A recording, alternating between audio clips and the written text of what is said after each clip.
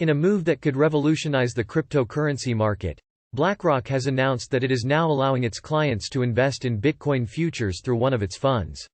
The $15 billion fund, called the Global Allocation Fund, is the largest of its kind and is the first to include exposure to the digital currency.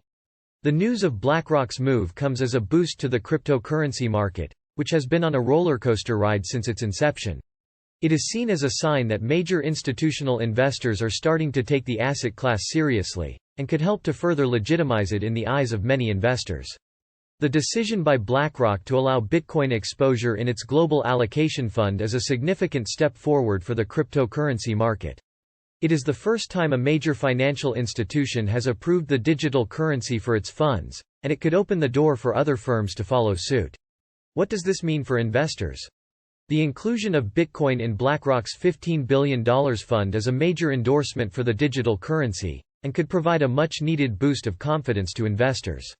With the backing of a major investment firm, it could become easier for investors to access the asset class and increase their exposure to it. The inclusion of Bitcoin in BlackRock's fund could also provide investors with more liquidity and diversification.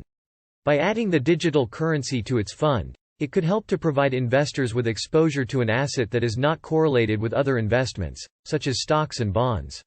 The impact of BlackRock's move.